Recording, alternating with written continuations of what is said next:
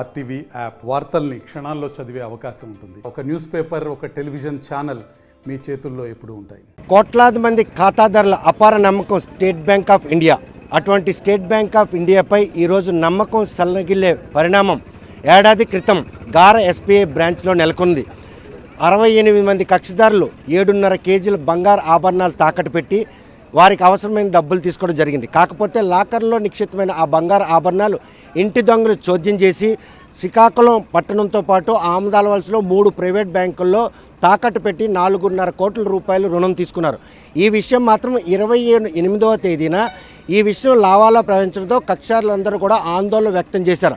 అప్పట్లో ఆరంగా ఉన్నటువంటి టీఆర్ఎం రాజు ఇక్కడికి వచ్చి పోలీసుల సమక్షంలో ఎక్కడ కూడా ఆభరణాలు పోలేదు, ఆడిట్లో అన్నీ సవ్యంగా ఉన్నాయని నివేదిక వచ్చిందని కూడా స్పష్టం చేశారు. కాకపోతే అప్పట్లో ఇక్కడ డిప్యూటీ మేనేజర్గా ఉన్నటువంటి స్వప్నప్రియ ఆరోపణలు ఎదుర్కోలేక ఆవిడ మనస్తాపానికి గురి ఆత్మహత్య చేసుకుంది 29వ తేదీన. దీంతో ఆర్ఎం రాజు పోలీసులను ఆశ్రయించి ఫిర్యాదు చేయడంతో వెంటనే పోలీసులు మాత్రం రంగంలో ప్రవేశించారు. ఏ 3 బ్యాంకుల్లోనైతే ఈ 7.5 కేజీల ఆభరణాలు తాకట్టు పెట్టారో ఆ తాకట్టు పెట్టిన ఆభరణాలు మాత్రం 15 రోజుల్లో తిరిగి తెచ్చి కక్షిదారులు వాటిని చూపించి వాటిని మళ్ళీ తిరిగి లాకర్లో భద్రపరిచారు. ఏడాది కావస్తున్నా కూడాను ఆభరణాలు కక్షిదారులకు తిరిగి ఇవ్వడంలో మాత్రం చొరవ చూపిన అధికారులు ఈరోజు ఆభరణాలకి వడ్డీ చెల్లించాలని మెసేజ్ ఇవ్వడంతో మళ్ళీ ఈ విషయంపై అందరూ కూడా ఏకతాటిపై వచ్చారు. నిన్న బ్యాంకు లోపలికి సిబ్బందికి వెళ్ళకుండా కట్టడి చేశారు. ఈరోజు వారికి న్యాయం చేయాలని చెప్పి వారు రావడం జరిగింది. ఈ విషయంలో ప్రస్తుతం బ్యాంకు ఉన్నతాధికారులు వారికి ఎటువంటి భరోసా ఇచ్చారు, వారు ఉన్నాయి అని భావించిన ఆభరణాలు చేతికి ఎప్పుడు అందొస్తాయి అన్నటువంటి విషయంపై ఖచ్చితంగా మాట్లాడదాం. చూస్తే కనుక బ్యాంక్ అధికారులు ఏమని సమాధానం చెప్పారంటే మళ్ళీ 9వ తేదీకి వాయిదా వేశారు సార్. అప్పటికల్లా మీకు ఏదైనా సమాధానం చెప్తామని చెప్పారు బ్యాంక్ అధికారులు. ఇప్పుడు వచ్చిన ఆర్ఎం గారు మీకున్న డిమాండ్లన్నీ నెరవేర్చడానికి మేము ప్రయత్నిస్తామని చెప్పారు. బంగారం అయితే ఇప్పుడు ఇచ్చే సూచనలు లేవని అంటున్నారు సార్. సో ఇప్పటిలోగా బంగారం వచ్చే సూచనలు లేవని తెలిసిన నేపథ్యంలో ఆ ఆభరణాల కోసం మీ ఇంటి దగ్గర గొడవలు జరిగే పరిస్థితి ఉంది సార్. గొడవలు జరగడం పరిస్థితి, ఫంక్షన్లు అయినా పార్టీలు అయినా ఎన్ని విషయాలు జరిగినా అసలు బంగారమే ఇంటికి రాలేదు. ఈ రోజు వెళ్ళడమైనా ఇది ఎందుకోసం వెళ్తాను అని అడుగుతాను. తీసుకొచ్చింది ఏమీ లేదు, సమాధానం ఏమీ లేదు. రోజు రావడం వెళ్ళిపోవడం. శ్రీకాకుళం నుంచి వస్తాను సార్ చిన్న పిల్లడిని వదిలేసి. ఇప్పుడు చాలాసార్లు 5వ సారి ఇది నేను రావడం. 25 తులాలండి. తమ అవసరాలకు తాకట్టు పెట్టిన బంగారు ఆభరణాలు విడిపించేందుకు ఇళ్లకే పరిమితమైన మహిళలు మాత్రం ఈరోజు రోడ్డు ఎక్కాల్సిన పరిస్థితి తీసుకున్న ఎస్బీఐ అధికారుల నిర్వాహకం మాత్రం ఆ ఇళ్లలో తగులు కారణమవుతున్నాయి. ప్రస్తుతం రోజు ఈ ఆభరణాల కోసం డబ్బులు చేత పట్టుకొని వచ్చి మరీ ఆభరణాలు ఇడిపించడానికి ఒక కక్షిదారులను ఎన్ని రోజులు అమ్మ తిరుగుతున్నాం. ఆ రోజు బంగారు ఆభరణాలు బయటికి వెళ్ళిపోయి పోయాయి అనుకున్నారు, దొరికాయి, చూసావు. తిరిగి ఇవ్వడంలో బ్యాంక్ అధికారులు ఏమంటారు, ఈవేళ ఎటువంటి భరోసా ఇచ్చారు? ఈవేళ ఏంటంటే మరొక 10 రోజులు పోతే మేము ఏదో సమాధానం చెప్తాము అనేసి అంటున్నారు. కానీ అది కరెక్ట్ కాదు. ఎవరో ఒకరు రావడం ఏదో చెప్పడం, మరి 10 రోజులు గడుపు పెట్టడము, ఇలాగే పెట్టుకొస్తాను. మా పిల్లలు లేడు అంటారు. అంతే నా కొడుకు బ్యాంక్ ఇవ్వడే, కోఆపరేటివ్ బ్యాంక్ మేనేజరు. నా కోడలకి నా కూతురికి నమ్మకం, నా మనవరాలకి పెళ్లి చేయాలని తీసుకొచ్చి బ్యాంకులో పెట్టాను. పెడితే ఇది జరిగిందనమాట. ఇప్పుడు 2వ నెల 4వ తారీఖు నా కొడుకు పెళ్ళి ఉంది. ఆ బంగారం తేకపోతే నీకు ఇంట్లో ఇడమంటారు. నాకు వాటికి సమాధానం ఏడు చెప్పాలో నాకు ఇటు అర్థం కాకనంది. ఈ విషయం చెప్పావా? ఆర్ఎంకి ఏమన్నారంటే ఏదో సమాధానం చెప్తామమ్మా, మరి 10 రోజులు పోతే అన్నట్టు మాట్లాడుతారు వాళ్ళు. తమ అవసరాలకి ఆభరణాలు చేయించుకున్నాం, ఆభరణాలకి డబ్బులు చెల్లించినప్పుడు కూడా తిరిగి ఇవ్వడంలో న్యాయపరమైన సమస్యలు ఆటంగా నిలిచి వాటిని అతిక్రమించిన తర్వాత ఆభరణాలు ఇస్తామంటున్నారు. ఈరోజు బ్యాంకు ఉన్నతాధికారులు తమ ముందుకు వచ్చి ఇచ్చే సమాధానం విషయంలో వాళ్ళు ఏ మేరకు సంతృప్తిగా ఉన్నారని చెప్పి ఏమన్నారమ్మా? ఒక ఆర్ఎం వచ్చాడు, ఆయన ఇచ్చింది భరోసాగా మనం భావించవచ్చా? భరోసాగా భావించవచ్చు అంటే ఇంకా దానికి మాకు నమ్మకం లేదండి. దాన్ని నమ్మాలి అంటే మాకు 9వ తేదీకి మళ్ళీ గడువు ఇచ్చారు. ఆ గడువులో అతను అనుకున్నది ఏదో నెరవేరిస్తే మా బంగారం మా చేతికి వస్తుందని నమ్మకం మాకు ఉంటుంది. అతను 9వ తేదీకి ఇచ్చిన గడువులో మాకంటూ మేము పెట్టిన కండిషన్స్కి అతను ఒప్పుకుంటే మా నమ్మకం మా చేతికి బంగారం వస్తుందనే క్లారిటీ అయితే మాకు వస్తుంది. అతను కానీ అతను ఇవ్వకపోతే ఆ క్లారిటీ మాకు నమ్మకం లేదు. ఇన్ని రోజులుగా తిరిగిన దానికి ఈరోజు తిరిగిన దానికి చాలా తేడా ఉంది. నిన్న ఒక్కరోజు బ్యాంక్ మూసినందుకు ఈ ఆర్ఎం అనేవారు తిరిగి బ్యాంక్ అక్కడి నుంచి తిరిగి వచ్చారు. రావడం జరిగింది.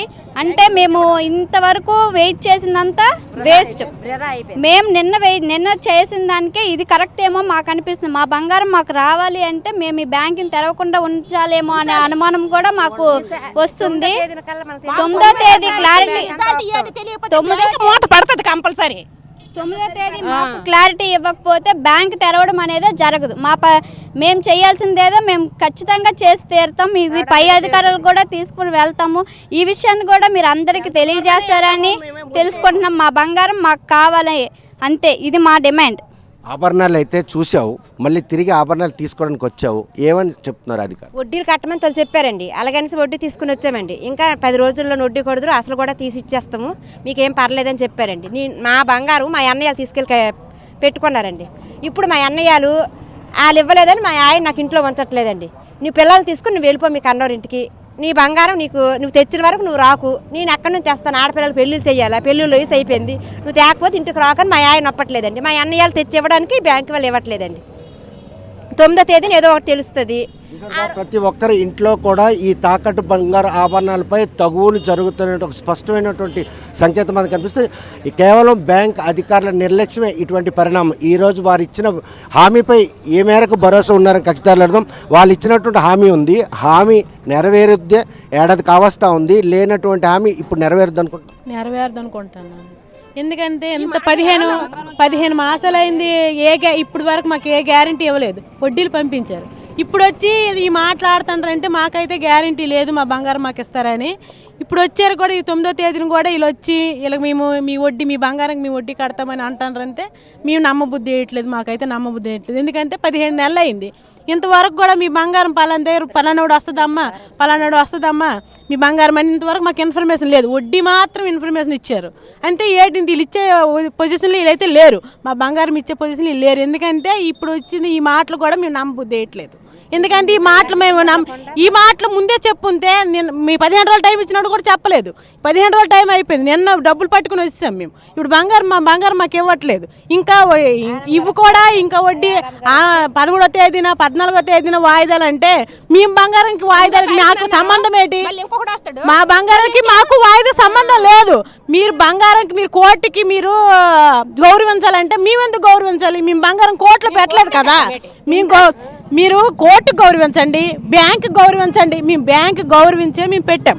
ఇప్పుడు కోర్టు గౌరవించండి అంటే మేము కోర్టులో పెట్టలేదు. మా బంగారం మాకు కావాలని మేము బ్యాంకులో పెట్టాం. మేము బంగారం మా డబ్బులు ఇచ్చేస్తున్నాం అంటున్నారు. మేము బంగారం బయట అమ్ముకుంటే మా డబ్బులు వచ్చేస్తుంది కదా. మేము ఉంచుకోవాలి, మా బంగారం ఉంచుకొని మాకు ఏదైనా హెల్ప్ అవుతుంది అనేసి మేము పెట్టాము. వీటికి కూడా మాకు నమ్మకం లేకపోతే మీరు ఎక్కడికి వెళ్దాము, ఎక్కడ పెడతాము, ఏడ్ చేస్తాం. ఈ బంగారం మీద అయితే ఈ బ్యాంక్ మీద అయితే మాకు నమ్మకం లేదు. ఉన్నతాధికారులు ఈరోజు క్షేత్రస్థాయిలో వచ్చిన హామీ ఇచ్చిన హామీలను మాత్రం నమ్మే పరిస్థితి లేదు. కాకపోతే ఈ స్కామ్లో కీలక పాత్ర వహించినటువంటి టీఆర్ఎం రాజు వ్యవహార శైలి ఒకసారి మనం కనుక వెనక్కి చూస్తే ఏ 3 బ్యాంకుల్లోనైతే ఆభరణాలు తాకట్టు పెట్టారో ఆ తాకట్టు పెట్టిన ఆభరణాల విషయంలో మాత్రం ఆ బ్యాంక్ అధికారులు తమ దగ్గర రుణం తీసుకున్న వారిపై కనీసం ఎఫిడవిటీ దాఖలు చేయకుండా ఈరోజు ఇన్సూరెన్స్ క్లెయిమ్ కూడా చేసుకోవడం జరిగింది. ఇన్సూరెన్స్ కంపెనీలు మాత్రం ఆ 3 బ్యాంకులకి డబ్బులు కూడా చెల్లించినాయి. ఇటువంటి పరిణామాలు వెనక ఏదో పెద్ద హస్తమే ఉంది ఈ స్కామ్ అనమాట స్పష్టమవుతుంది. కక్షిదారులు ఇంత కష్టాలు పాలు చేస్తున్న ఆ ఉన్నతాధికారులు బయటికి తేవడంలో స్టేట్ బ్యాంక్ ఆఫ్ ఇండియా ఎందుకు గోప్యం వహిస్తుంది? ఈ విషయంపై మనం స్థానికంగా మాట్లాడడానికి ఏదైతే 3 ప్రైవేట్ బ్యాంకుల్లో తాకట్టు పెట్టారో ఆ ప్రైవేట్ బ్యాంకులు 3 నెలల్లో ఎఫిడవిటీ దాఖలు చేయాలి. కానీ ఇప్పటి వరకు వాళ్ళు దాఖలు చేయలేదు. అంటే ఏ విధమైన వాళ్ళకి స్టేట్ బ్యాంక్ ఉన్నతాధికారులకి మధ్యన ఒక సమ్మేళనం కుదరడమే వారి డబ్బులు రప్పించుకొని ఇన్సూరెన్స్ కోసం వెళ్ళారనుకోవచ్చా? తప్పకుండా చెప్పొచ్చు. ఎటువంటి రిలేషన్స్ వాళ్ళిద్దరి మధ్య లేకపోతే ఇంత జాప్యంగా ఇది జరగడం కేవలం కోర్టు కేసులే మేము చెప్పడం తప్ప ఇంటర్నల్గా ఏం జరుగుతుంది అనేది ఎవ్వరికి తక్షదారులు తెలియట్లేదు. ఎప్పుడు కోర్టు తేదీలు ఇది తేదీ వాయిదా ఉంది ఆ తేదీ వాయిదా అని చెప్పడం తప్ప ఇంటర్నల్గా ఏం జరుగుతుందో చెప్పట్లేదు. వాళ్ళిద్దరు పక్కాగా 3 బ్యాంకుల నుంచి ఎక్కడెక్కడి నుంచి ఎవరెవరు ఎంత పెట్టారో ఏ క్యాండిడేట్ ఎంత పెట్టారని తెలిసినప్పుడు ఆ క్యాండిడేట్ని బయటకు తీసుకొచ్చి వాడిని ఇక్కడ నిల్చోబెట్టి మీరు చెయ్యండి, మీరు చేయలేని పరిస్థితుల్లో మీరు తేలేని పరిస్థితులు నిజంగా చెప్తే ఎక్కడెక్కడ ఉన్నారో మేము క్లారిటీగా మేము తెలుసుకోగలం, బయటకు లాక్కొస్తాం. మీ రెప్యుటేషన్ రేపు పొద్దున్న 9వ తారీఖు మాకు టైం ఇచ్చారు.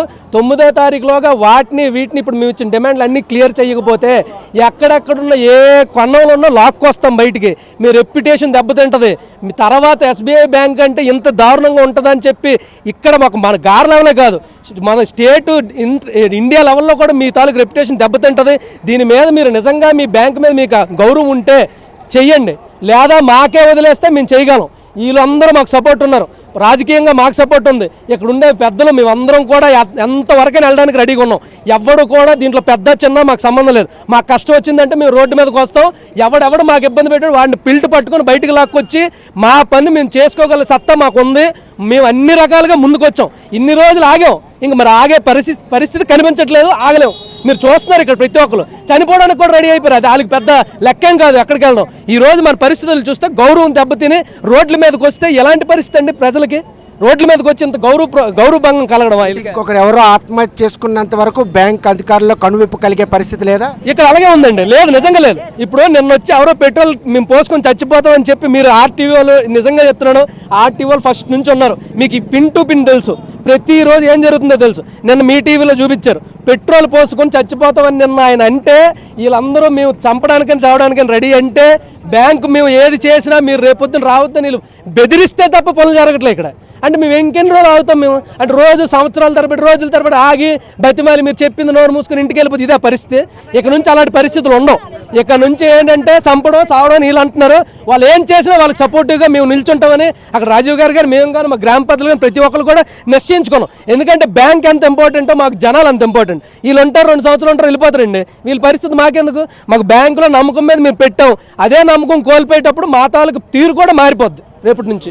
చూస్తే కనుక 9వ తేదీ వరకు ఇచ్చినట్టు హామీ విషయంలో మాత్రం ఎట్టి పరిస్థితుల్లో కక్షిదారులకు అండగా ఉంటాం, వారి సమస్యను తీర్చేందుకు చేస్తున్న ప్రయత్నంలో మరోవైపు చూస్తే కనుక ఏదైతే ప్రైవేట్ బ్యాంకులు ఎఫిడవిటీ దాఖలు చేయకుండా ఇన్సూరెన్స్ క్లెయిమ్ చేసుకున్నాయి, మరోవైపు ఆ రోజు ఎవరైతే ఆరోపణలు ఎదుర్కొంటున్నారో ఆ మేనేజరు ఆర్ఎంఎల్తో పాటు చాలామందిని కూడా సాక్షులను కూడా ఇతరత్ర ప్రాంతాలకి ట్రాన్స్ఫర్ చేయడం జరిగింది. అంటే సాక్షుల్ని తారుమారు చేసేందుకు చేసిన ప్రయత్నంలోనే పాత సిబ్బందిని అందరినీ ఇక్కడ నుంచి పంపించడం జరిగిందా?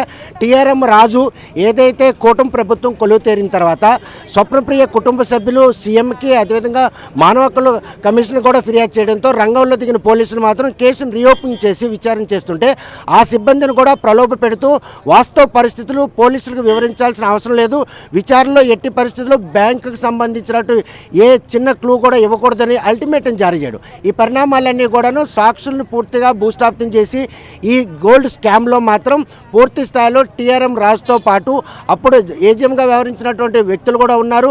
వారిని కూడా బయటికి తెచ్చేలాగా ఉంటే ఎటువంటి పరిణామాలు ఉంటే ప్రస్తుతం కక్షిదారులు ఇచ్చిన ఈ హామీలో గతంలో ఉన్నటువంటి సాక్షులందరినీ తారుమారు చేసే విషయంలో ఆది నుండి కూడా ఈ విషయంపై తందండ్రు స్థాయిలో పోరాడుతున్నటువంటి రాజ్యం అంటున్నారు. ఈరోజు టీఆర్ఎం రాజుతో పాటు చాలామంది సిబ్బందిని ట్రాన్స్ఫర్ చేశారు. ఈ కేసుని పూర్తిగా భూస్థాపితం చేసి కక్షిదారులందరూ విడిపోయే విధంగా చేయాలన్న ఒక వ్యూహాత్మక క్రమంలో ఏ కుటుంబంకైతే నష్టం జరిగిందో ఆ కుటుంబ సభ్యులు హ్యూమన్ రైట్స్తో పాటు సీఎం కూడా ఫిర్యాదు చేసిన తర్వాత దర్యాప్తులో భాగంగానే టీఆర్ఎం రాజు చేసినట్టు వైఖరి ఆ రోజు ఈ స్కామ్లో పూర్తి స్థాయిలో ఆయన హస్తం ఉంది స్పష్టమవుతుంది. ఇది కేవలం ఆ రోజు ఆ రాజు చేసిన హస్తమే ఇదంతా. మాకు ఎందుకు డౌట్ వస్తుందంటే మాకు కోర్టు నుంచి రిలీజ్ చేశారు గోల్డ్, పోలీస్ స్టేషన్లో చూపించారు. ఈరోజు ఆ గోల్డ్ అంతా ఇక్కడే ఉందని చెప్పారు. ఈరోజు వచ్చి డబ్బుల గురించి మాట్లాడుతున్నారు, గ్రామకి ఇంత ఇస్తామని చెప్పి మాట్లాడుతున్నారు. ఇప్పుడు నాకైతే ఎక్కడో మూల ఏదో స్కామ్ జరిగింది అని పెద్ద కోణం అయితే మాకు కనిపిస్తుంది. ఎందుకంటే బ్యాంకులో ఇక్కడ మేము సరిపోయా బ్యాగులు సరిపోయా అని లెక్కపెట్టి మా కళ్ళెత్తుటే మీ ఐటమ్స్ ఏంటి, రింగులు ఎన్ని, గాజులు ఎన్ని, నెక్లెస్లు ఎన్ని అన్నీ చూపించారు. మీవేనంటే మావే అని చెప్పాం, అన్నీ ముడేస్తారు. వారం రోజులు ఇస్తామని చెప్పారు. ఇప్పుడు ఆ బంగారం ఇక్కడ ఉన్నట్టయితే ఆ బంగారం వచ్చి ఏర్పాటు చేయాలి, కానీ మీ గ్రామకి ఈరోజు వాల్యూ ప్రకారం ఇస్తామని చెప్పడం అది ఎంతవరకు కరెక్ట్? అది ఎంతవరకు కరెక్ట్? అదైతే మాకు నమ్మశక్యంగా లేదు. నవంబర్ 28వ తేదీన ఆభరణాలు మాయమని తెలిసినప్పుడు కక్షిదారులు వచ్చి ఇక్కడ ఆందోళన చేసినప్పుడు టీఆర్ఎం రాజు ఇక్కడికి వచ్చి ఆభరణాలు ఎక్కడికి పోలేదు అని ధీమా వ్యక్తం చేయడం, వార్షిక ఆదాయంలో లావాదేవీలతో పాటు ఆభరణాలు ఉన్నాయి, నివేదిక వచ్చిందని ఒక భరోసా ఇచ్చారు. 29వ తేదీన స్వప్నప్రియ అంటే ఆత్మహత్య తర్వాత మాత్రం పోలీసు ఫిర్యాదు చేశారు. అంటే రాజు ఈ రెండింటిలో కీ పాత్ర పోషించారు అనుకోవచ్చా? 100% రాజు ఈ పాత్ర 100% కీ పాత్ర పోషించాడు. ఇది ఎందుకంటే అప్పుడు అందరినీ మేనేజ్ చేశాడు. ఇప్పుడు గవర్నమెంట్ మారింది, కూటమి గవర్నమెంట్ వచ్చింది కనుక దీంట్లో కంపల్సరీగా ఎస్పీ గారు దీంట్లో మెయిన్. ఇప్పుడు ఎందుకంటే యంగ్స్టర్ అయినా ఆయన మీద మాకు ఎన్నో నమ్మకాలు ఉన్నాయి. కుర్రోడు యువకుడు అయినా ఎస్పీ గారు దీని నివేదిక అనేది మూలాలు ఎక్కడున్నాయి అని ఆయన లాగుతారని నమ్మకం అయితే మా కక్షదారులందరికీ ఉంది. ఎందుకంటే గవర్నమెంట్ మారింది, అలాగే ఎస్పీ గారు కొత్తగా వచ్చారు యంగ్స్టర్ కనుక ఆయన మీద మాకు నమ్మకం ఉంది. ఇది ఈ కేసు ఆయన టేకప్ చేసి ప్రతి కక్షదారుడికి కూడా ఈ బంగారు చేరే వరకు మీరు కూడా ఆర్టీవీ వారు కూడా మాకు అన్ని విధాలుగా చేదోడుగా వాదోడుగా ఉంటున్నారు. ఇక ముందు కూడా ఈ మోనాలు లాగడానికి మీరు ప్రతి క్షణం మా వైపు పోరాడాలి. ఇన్సిడెంట్ జరిగిన నాటి నుండి నేటి వరకు ఉన్నత స్థాయి అధికారి ఎవ్వరు కూడా కక్షిదారులకి భరోసా ఇవ్వలేదు. ఈరోజు మాత్రం వచ్చి వారు చెప్పారు వారి దగ్గర ఏ డిమాండ్లు మీరు పెట్టారు, ఎప్పటిలోగా ఈ డిమాండ్లు నెరవేరుస్తున్నారు హామీ ఇచ్చారు. మేము డే 1 నుంచి మాట్లాడుతున్నాం సార్. ఏం మాట్లాడుతున్నాం? ఇంత పెద్ద ఎస్బీఐ బ్యాంక్, నేషనలైజ్డ్ బ్యాంకు, ఎప్పుడొచ్చినా ఇక్కడ బియ్యంలో వాళ్ళే మాట్లాడుతున్నారు. ఆర్ఎం స్థాయి అధికారులు వచ్చి మా కక్షదారులందరికీ కూడా ఒక హామీ ఇవ్వాలని చెప్పి మేము కోరాం. అలాగే ఈరోజు బ్యాంకు లాయర్ గారికి తీసుకొచ్చారు, ఆర్ఎం స్థాయి అధికారి వచ్చారు. వచ్చి ఒక 4 మేము వాళ్ళ ముందు పెట్టాం. ఒకటి, పోయిన దాని దగ్గర నుంచి మాకు ఇంట్రెస్ట్ ఉండకూడదు. 2, ఇది సివిల్ స్కోర్ పడిపోతుంది, అదొకటి నెరవేర్చాలి. 3, మాకు అంటే మేము బ్యాంకు మీకు 1 లక్ష రూపాయలు మేము దీని పెడితే వడ్డీ ఎలాగ మాకు ఇస్తారో ఆ విధంగా ఎన్ని గ్రాములు కక్షదారులు ఉందో అందరికీ వడ్డీ కావాలని కోరాము. ఇది మా పై అధికారులు చెప్పి నెరవేరుస్తారని వాళ్ళు హామీ ఇచ్చారు. అది జరిగింది. అప్పట్లోగా ఈ హామీ నెరవేర్చడం వాళ్ళు ఇచ్చారు. దాంతో మీరు సంతృప్తి చెందుతున్నారా? ఏడాదిగా లేనిది ఈ పరిణామాలు రానున్న రోజుల్లో ఈ సమస్య పరిష్కారం అవుతాం అనుకుంటున్నాం. అంటే మేము 9వ తేదీ వరకు గడువు ఇచ్చాము. మాకైతే కొద్దిగా నమ్మకం కలిగింది. నమ్మకం కలిగి ఆ 9వ తేదీ ఏం చెప్తారో దాన్ని బట్టి మేమందరం ఏం చేయాలనేది ముందుకే వెళ్తాం. అది చూస్తే కనుక గార ఎస్బీఐ బ్రాంచ్లో తాకట్టు ఆభరణాలు విడిపించే విషయంలో కక్షిదారులకు ఉన్నటువంటి అనిశ్చితను మాత్రం ఈరోజు బ్యాంకు ఉన్నతాధికారులు వచ్చి ఇక్కడ ఒక భరోసా ఇవ్వడం జరిగింది. 9వ తేదీ కల్లా ఏవైతే వీరి తాలూకు న్యాయపరమైన డిమాండ్లు ఉన్నాయో వాటన్నిటిని కూడా అధిష్టానం దృష్టికి తీసుకెళ్లి వారిచ్చినటువంటి ఆదేశాల మేరకు ఆభరణాలు తిరిగిచ్చేందుకు చేసినటువంటి ప్రయత్నంలో న్యాయపరమైన సమస్యలను కూడా అతిక్రమిస్తాం. ఎవరు కూడా ఆభరణాలు పోయి రావన్నటువంటి ఎటువంటి అపనమ్మకం పెట్టుకొని ఇచ్చారు. కాకపోతే 9వ తేదీ కల్లా ఇచ్చిన హామీ కనుక నెరవేర్చకపోతే మరో కొత్త కార్యాచరణతో ఈ బ్యాంకును మాత్రం స్తంభింపు చేస్తామని ఒక హెచ్చరిక జారీ చేస్తున్నారు. మరి బ్యాంకు ఉన్నతాధికారులు ఈ కక్షదారులకు ఇచ్చిన మాట నిలబెట్టుకుంటారా లేదా అన్న విషయం వేచి చూడాల్సిందే. గారా ఎస్బీఐ నుండి వీడియో జర్నలిస్ట్ రామకృష్ణతో సత్యం, ఆర్టీవీ శ్రీకాకుళం. మరిన్ని వీడియోస్ కోసం ఛానల్ ని సబ్స్క్రైబ్ చేయండి. లేటెస్ట్ అప్డేట్స్ కోసం వాట్సాప్ ఛానల్ ని ఫాలో చేయండి. అండ్ లింక్ డిస్క్రిప్షన్ లో ఉంది.